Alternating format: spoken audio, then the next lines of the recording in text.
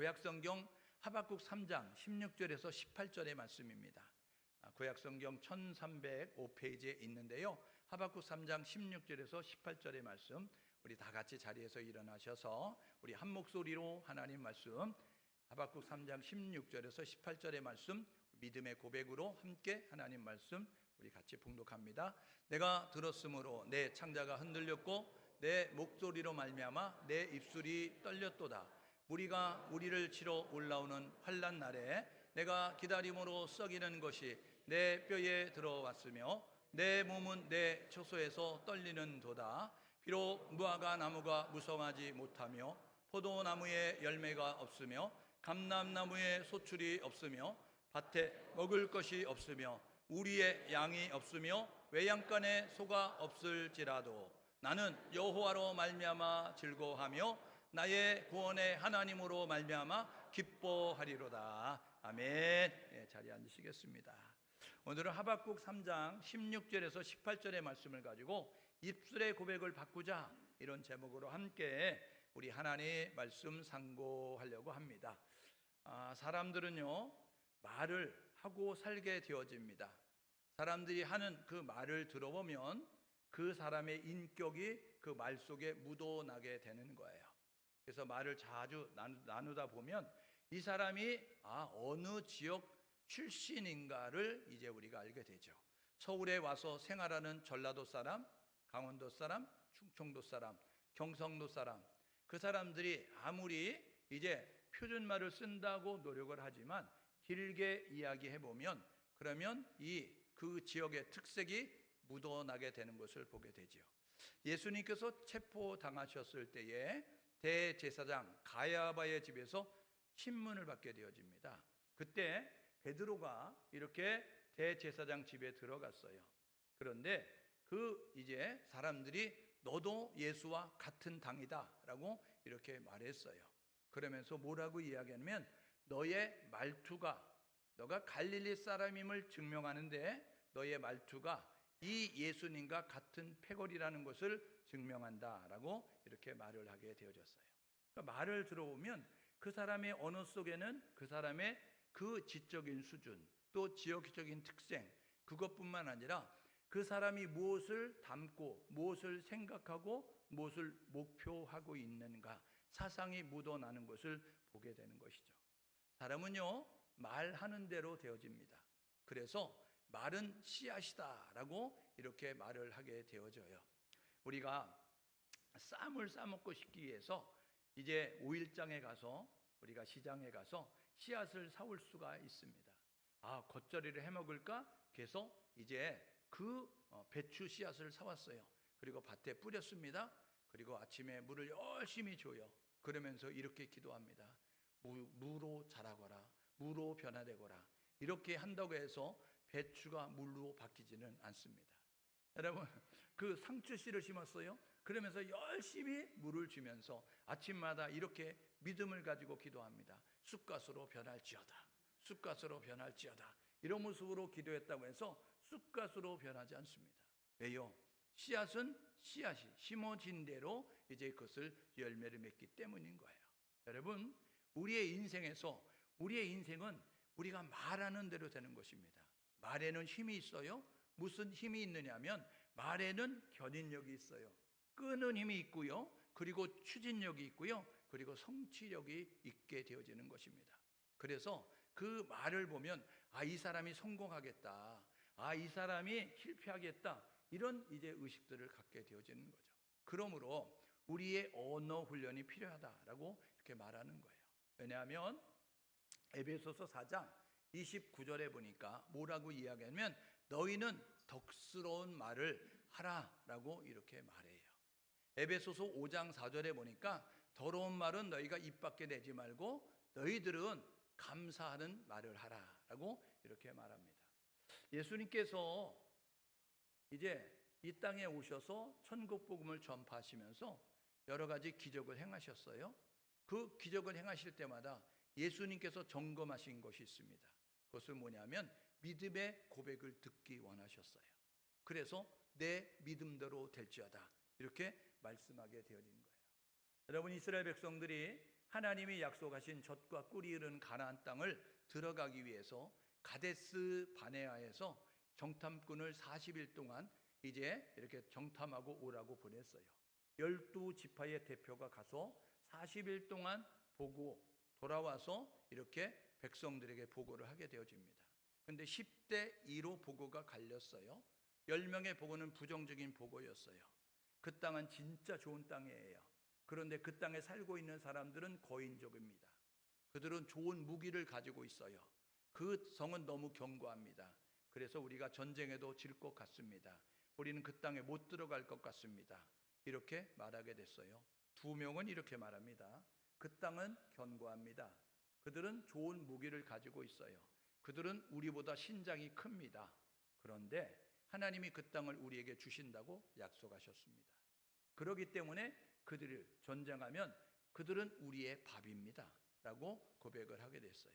민수기 14장 28절에 하나님께서 이 이스라엘 백성들이 가데스 바네 광야에서 이야기하는 소리를 들으셨어요. 그리고 이렇게 말씀하십니다. 너희 말이 내 귀에 들린 대로 내가 시행하리라. 이것은 뭐냐면 너희가 말하는 대로 내가 이루어 주리라. 그래서 못 들어간다고 하니까 못 들어가게 만들고 들어간다고 하니까 들어가게 만드는 그러한 일을 행하겠다라고 하나님이 말씀하셨습니다. 여러분, 이스라엘은 솔로몬이 죽고 난 다음에 분열 왕국이 돼서 북이스라엘 남유다가 되어졌어요. 하나님의 선택받은 백성이었어요. 그런데 그들은 사사시대부터 어떤 일이 벌어졌느냐면 눈에 보이지 않는 하나님을 잊어버리기 시작했어요. 그래서 사사시대의 특징을 이야기하는 사사기 17장 6절에 25장 여러분 그 21장 25절에 보니까 이렇게 말합니다. 뭐라고 얘기하면 그때의 이스라엘에 왕이 없으므로 그들은 각각 자기 멋대로 살았더라. 자기 소견에 옳은 대로 살았더라 이야기합니다. 하나님은요 이스라엘 백성들을 택하시고 시내산에서 언약을 맺으시고 그리고 그들이 지켜야 될 율법을 주셨어요. 이렇게 하라, 이것을 먹지 마라, 이것을 이제 행하라 라고 이야기하면서 하나님에 대한 계명과 인간의 계명을 포함해서 613가지의 계명을 주셨어요. 그런데 그들이 하나님을 잊어버렸어요. 하나님을 왕으로 인정하지 않았어요. 하나님을 잊어버리니까 하나님의 말씀대로 살지 않는 모습을 가졌어요. 그래서 하나님은 너무 안타까운 거예요. 북이스라엘도 선지자를 보내고 남유다에도 선지자를 보내면서 너희들이 하나님께 돌아가야 돼. 너희들이 하나님 말씀대로 살아야 돼. 하나님을 예배하며 살아야 돼. 하나님 중심적인 삶을 살아야 돼. 이런 모습으로 말씀하게 됐어요. 그런데 결국 북이스라엘이 멸망을 당하게 되는 거죠. 왜냐하면 엘리야 선지자, 엘리사 선지자, 그리고 이제 아모스 선지자, 그리고 호세아 선지자, 그리고 요나 선지자 보내서 계속 말씀하는데 듣지 않았어요. 그래서 세계 최강국이었던 아수르의 북이스라엘이 먼저 멸망을 당합니다.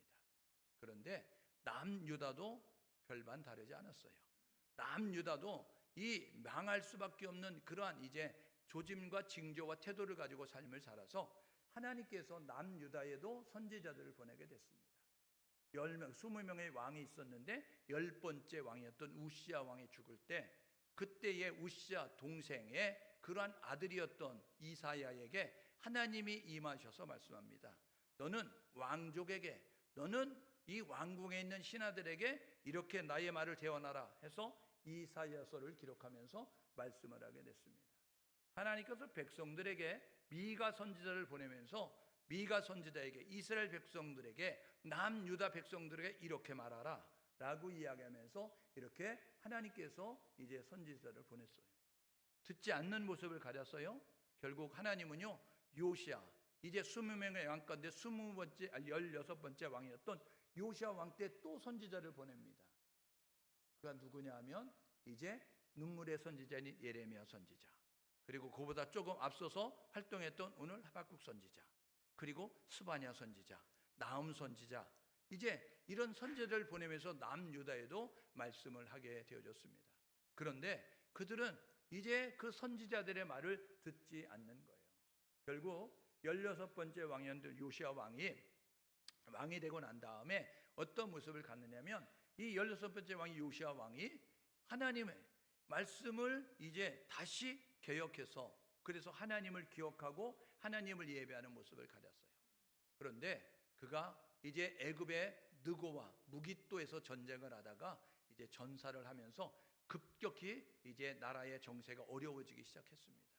그의 뒤를 이어서 왕이 됐던 여호와스, 여호와김, 여호와긴, 시드기야 이 왕으로 말미암아 결국 남유다도 멸망을 당하는 모습이 될 수밖에 없었습니다.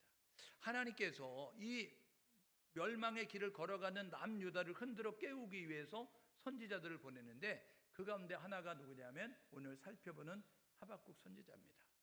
하박국이 이제 활동하는 그 시대는 어디였느냐? 하박국의 뜻은요, 껴안는 자, 포옹하다라는 뜻을 가지고 있어요. 그런데 그는 이제 레위 지파 출신이었고요. 그리고 찬양대원이었습니다.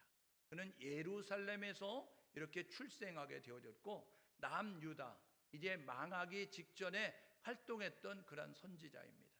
예레미야, 눈물의 선지자라고 하는 이 예레미야 선지자와 동시대에 활동했던 선지자였는데 이 남유다가 멸망 직전에 하나님의 뜻을 전달하는 그런 선지자 역할을 감당하게 되어졌습니다. 그는 이 남유다의 상황을 보면서 하나님 앞에 질문을 하게 됩니다. 선지자는 하나님의 뜻을 대언하는 자잖아요. 하나님의 뜻을 전달하는 자잖아요. 그런데 이 하박국서는요, 이제 전혀 다른 의미를 가지고 있어요.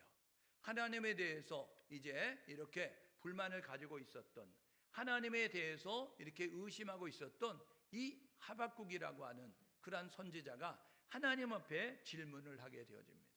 여러분, 이 남유다의 상황은 북이스라엘과 별반 다르지 않았는데 어떤 모습을 가졌느냐? 북이스라엘이 멸망을 당할 때 하나님의 말씀을 떠났어요. 그리고 우상을 이제 숭배하는 모습을 가졌어요. 그리고 자기 멋대로 사는 모습을 가졌어요.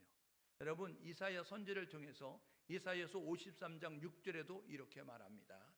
이사야는 우시야 왕이 죽던 때부터 이렇게 13번째 왕인 시스기야 왕 때까지 활동을 하다가 결국 그의 이제 손자였던 그 므낫세에 의하여서 그 톱으로 켜서 죽임을 당하는 모습을 갔는데 여러분, 그때 이사야서 53장 6절에 그때에 뭐라고 이야기하면 이제 이스라엘 백성들은 자기 멋대로 행동했다.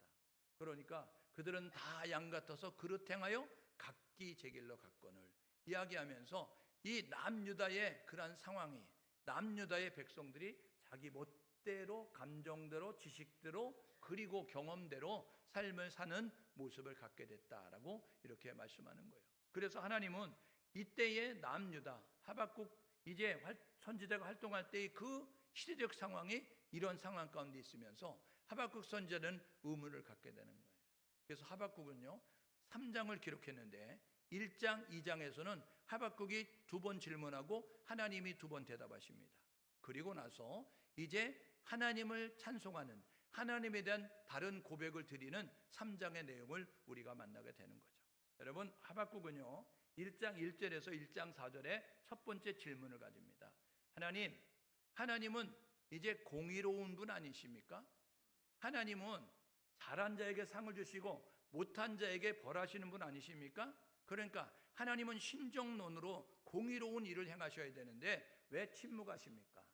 하나님이 남유다의 상황이 지금 정상적입니까? 하나님이 남유다의 상황을 보고 계시는 거죠? 이야기하면서 이렇게 말합니다. 하나님, 착취가 벌어지잖아요.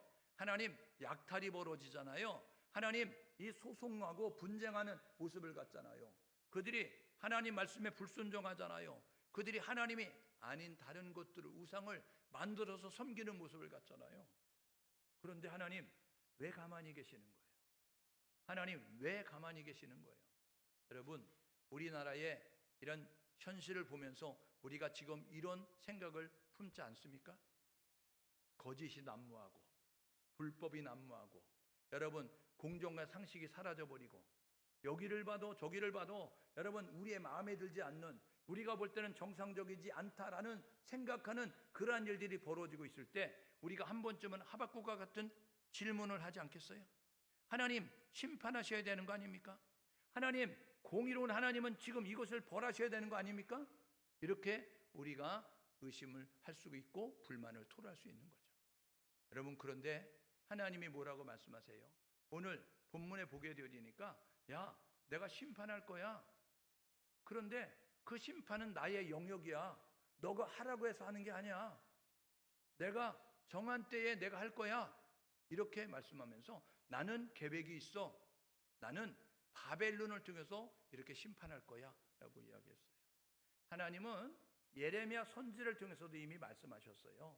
예레미야 선지를 통해서 25장에서 뭐라고 이야기하냐면 남유다 백성들아, 너희들 바벨론의 포로로 끌려가서 70년 종살이 하게 될 거야. 이렇게 말씀하게 되어졌어요. 그런데 그들이 이 예레미야 눈물을 흘리면서 호소하고 그렇게 하면 안 된다라고 이렇게 말하는 예레미야 선지자의 말을 듣지 않았던 그들, 오늘 하박국 선지를 통해서 하나님이 말씀하는 거예요. 야, 내가 예레미야 선지에서 말씀했던 바벨론이라고 하는 나라를 통해서 남유다를 심판할 거야 라는 모습을 가져요.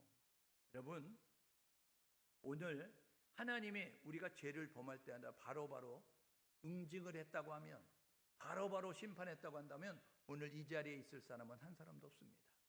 그렇죠? 하나님은 사랑의 하나님이기 때문에 우리가 잘못해도 바로 심판하지 아니하고 하나님은 사랑으로서 참아주시는 거예요. 돌아오겠지, 회개할 거야, 다음에는 안 그러겠지, 이런 모습을 가져서. 그래서 하나님은 오래 참으시죠. 그런데 하나님은 오래 참으시지만 영원히 참지 않는 거예요. 하나님은 정한 때가 있어요. 그래서 하나님이 내가 바벨론을 통해서 심판할 거야 이렇게 말했어요. 그래서 뭐라고 이야기해요? 2장 3절에 이렇게 말합니다. 묵시는 정한 때가 있어. 묵시는 정한 때가 있으니까 너희들이 그것이 비록 더딜지라도 반드시 응한다는 것을 기억하면서 기다려 말씀하고 있는 거예요. 하나님은 하나님이 정한 때에 하나님의 방법으로 이 세상을 심판하시는 거예요. 그래서 이 하박국이요, 사회적인 현상을 보면서 불만을 토로하는 거예요. 하나님, 마치 요나 선지자가 니느웨를 심판할 거다 이렇게 말했는데, 그런데 니느웨를 심판하지 않는 하나님을 보면서 하나님 왜 말씀하고 지키지 않는 거예요? 이런 모습 가지고 이렇게 요나서 4장에서 말씀했던 것처럼 성을 내면서 화를 내면서 약속을 안 지키는 그러한 이제 하나님 이렇게 이야기하면서 막 이제 그런 모습을 가졌어요. 근데요, 하나님이 뭐라 그래요? 요나서 4장 12절에 야, 너가 아침에 났다가 저녁에 사그러드는 박넝쿨도 아꼈는데 너 이 성에 몇 명이나 있는지 아냐? 좌우를 분별하지 못하는 12여만 명이 있다. 이야기하면서 구원받아야 될 그 사람들이 12여만 명이 있는데 내가 어찌 이 성을 심판하겠냐? 그들이 회개했으니 뜻을 돌이킨다 하는 모습 가지고 심판하지 아니하잖아요. 여러분, 하나님은요 오래 참으십니다. 그래서 우리에게 은혜가 되는 거예요. 저와 여러분 모두가 죄인된 우리를 참아주시고 그리고 기다려주신 하나님의 은혜를 생각하면서 감사의 고백을 드릴 수 있는 우리 모두가 될 수 있기를 주님의 이름으로 축복합니다. 우리가 때로는 우리의 생각에 비추어서, 우리의 경험에 비추어서, 우리의 상식에 비추어서 이거는 아니지 라는 모습 가지고 우리가 이렇게 불만스러운 고백을 드릴 수 있어요. 그리고 하나님 앞에 들이대면서 하나님 앞에 빨리 하라고, 빨리 심판하라고, 빨리 이것을 이제 공정하게 심판하라고 이렇게 말할 수 있어요. 근데 하나님은요 우리의 소리를 듣고 움직이시는 분이 아니에요. 하나님은 하나님의 정한 때에 하나님의 방법으로 이루게 되는 것입니다. 그래서 내가 바벨론을 통해서 심판할 거야.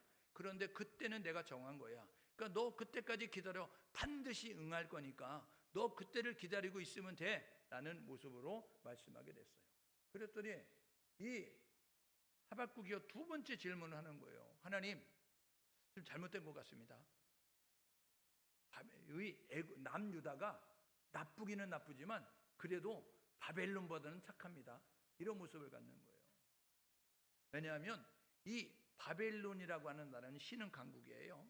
아수르가 세계 최강국에서 북이스라엘을 멸망시켰는데, 그런데 이 남쪽에 있었던 바벨론이라고 하는 나라가 막 이제 생성이 되고 이렇게 이제 규합을 하면서 그러면서 신흥 강국으로 부강을 하게 됐어요.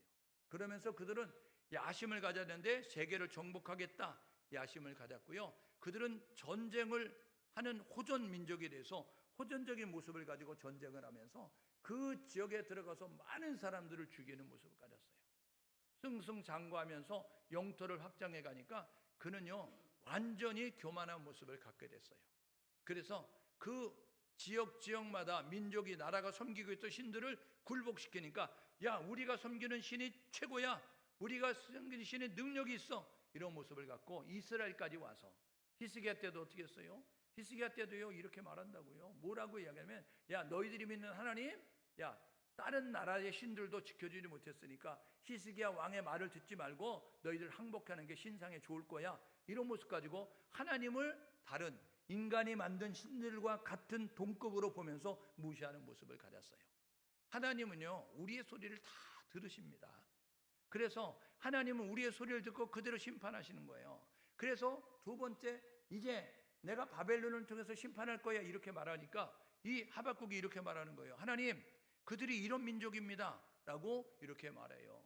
그러면서 그 바벨론을 통해서 심판하는 것은 이제 그것은 옳지 않지 않습니까? 하나님, 그것은 바른 일이 아니잖아요. 처음에는 불만을 가지고 하나님 앞에 채근하면서 하나님 빨리 하시라고 하더니 지금은 자기의 그런 마음에 맞지 않는, 생각에 맞지 않는 그런 나라를 통해서 한다고 하니까 하나님, 그건 아니잖아요 하는 모습 가지고 의구심을 가지고 하나님 앞에 이런 모습을 가져요. 그런데 하나님이 뭐라고 말씀하세요? 야, 내가 바벨론은 남유다를 심판하는 도구로만 쓴 거야. 그들은 악을 행하고 있거든. 그래서 이 하박국서 2장에 보십시오. 거기에 보게 되면요 뭐라고 이야기하면 하박국서에 보니까 화 있을진저가 5번이 나와요. 이 바벨론이라고 하는 날은 5번씩이나 화 있을진저, 화 있을진저, 화 있을진저, 이렇게 이제 호명이 될 수밖에 없는 그러한 죄악된 모습을 가지고 있었어요. 보십시오.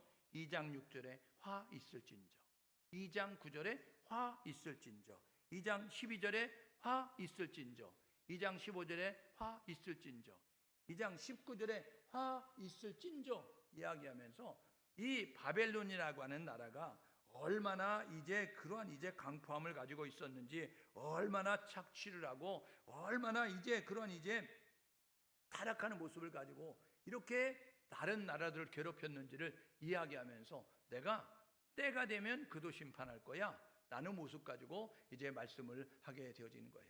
그래서 2장 14절에 이렇게 이야기합니다. 내가 세상을 심판하게 되면 그때에 이제 모든 나라가 물이 바다를 덮음같이 모든 나라가 여호와의 영광을 찬송하게 될 거야. 여러분, 모든 나라가 하나님을 인정할 수밖에 없다는 거예요. 왜냐하면 영원할 것 같았던 이 바벨론이라는 나라도 70년 만에 꺾어지면서 역사의 장으로 사라지는 것을 보면서 아, 하나님이 진짜 능력이 많으시구나, 하나님이 진짜 이 세상의 신이구나. 그래서 모든 나라가 하나님 앞에 영광 올려드리는 물이 다 바다 덮음처럼 이제 온 세계가 하나님 앞에 영광 돌리는 그러한 일이 있게 될 것이다 라고 말씀하는 거예요. 여러분, 하박국은요 근시안을 가지고 눈앞에 보여지는 것만 보고 가지고 말을 했어요.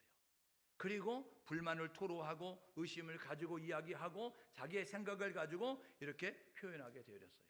그런데 하나님의 답변을 들으면서, 그래서 하박국의 특징은요 하나님이 말씀한다는 거예요.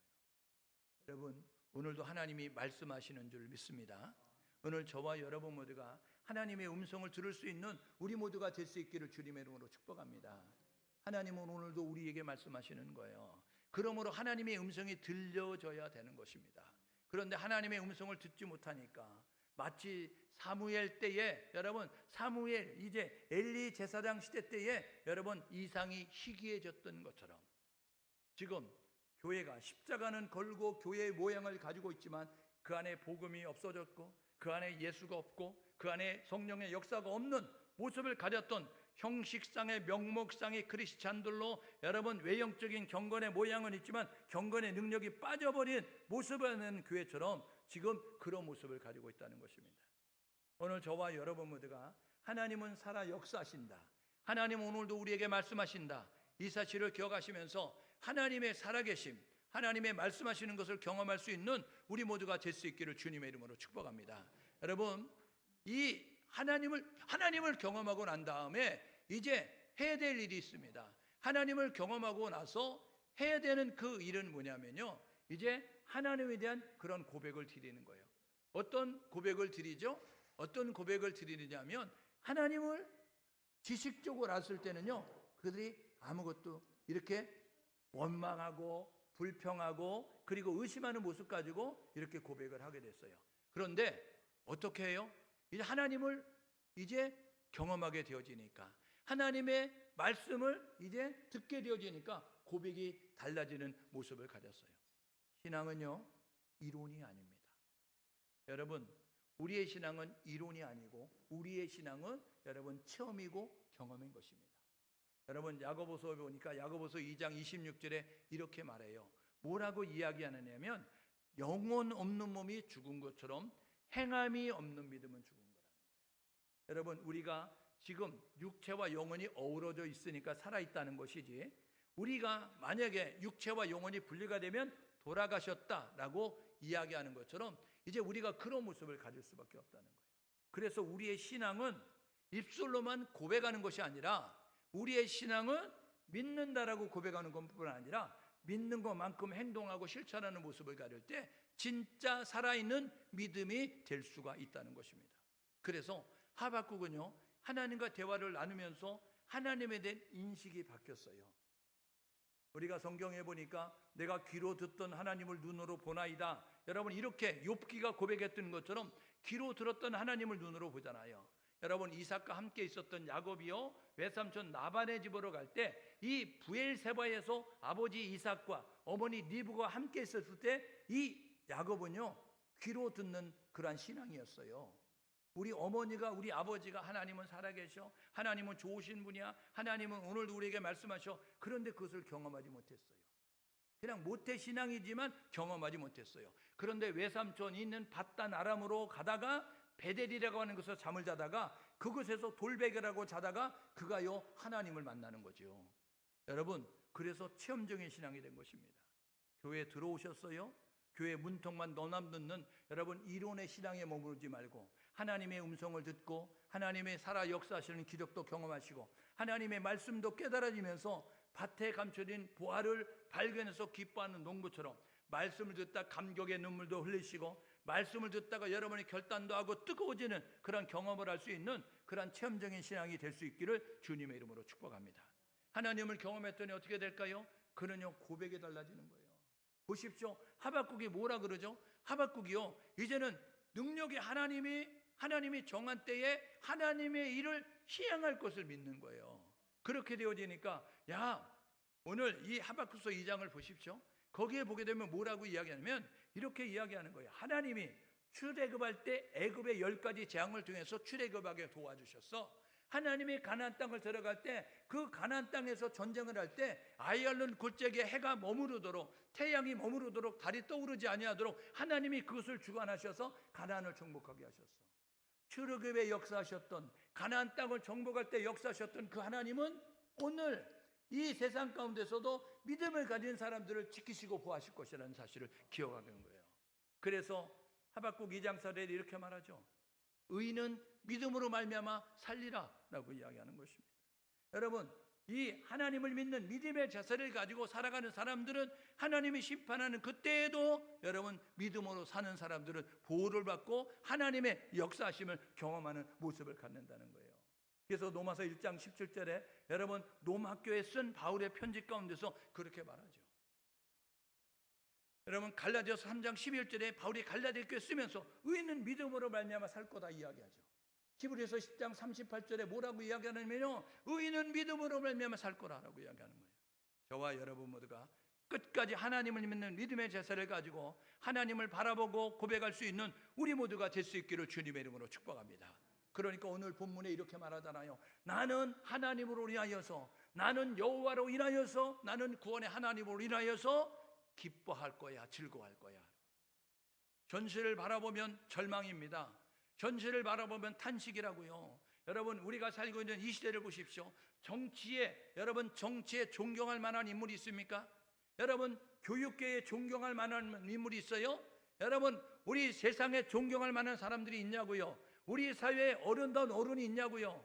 여러분 정치를 봐도 경제를 봐도 문화를 봐도 예술을 봐도 여러분 심지어는 교계를 봐도 여러분 존경할 만한 인물이 없는 그런 시대 가운데, 그래서 다 사람들이 절망할 수밖에 없는 거예요. 탄식할 수밖에 없는 거예요. 그래서 사람들이 불만을 토로하고 원망하는 모습을 가질 수밖에 없는 가운데 있는데 그가 언어를 바꿨어요.